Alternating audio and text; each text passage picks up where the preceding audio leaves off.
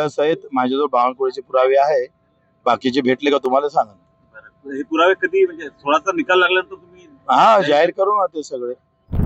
जे आहे महाराष्ट्राचं काय कसं राहील? तुम्ही म्हणता की भाजप खूप पैसा वापरत आहे आणि वाटत आहे.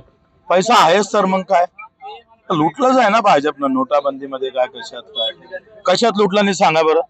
असं एखादं उदाहरण सांगा का ज्या भाजप पैसा नाही खात. बावनकुळेच्या किती खदानी आहे आणि त्याच्यावर किती त्याचे ट्रक चालते जगदंबा ट्रॅव्हल्सच्या कंपनीचे, ते पहा ना थोडस. कार्यकर्त्याला पैसाही द्यायचा नाही, तिकीटही द्यायचे नाही. आणि चालव तुम्ही, आम्ही पाहतोय प्रभू रामचंद्राच्या नावानं मत मागायचे. इथं औतकर नावाचा कार्यकर्ता तेली समाजाचा, काय तुम्ही तिकीट दिली नाही? 40 वर्षापासून तो तिथं काम करत होता, तो पैशावाले तिकीट देत आहे. अरे आमची सत्ता जर केंद्रात राज्यात असते ना, तर रिक्षावाला आम्ही महापौर केला असता इथला, ही ताकद ठेवली असती. पण यांची मर्दांगी संपली आहे सगळं.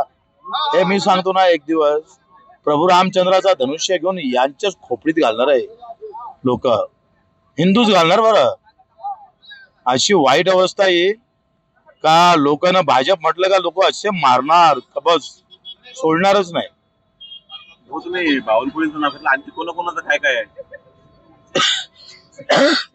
पुराव्यासहित माझ्याजवळ बावनकुळेचे पुरावे आहे. बाकीचे भेटले का तुम्हाला सांगा.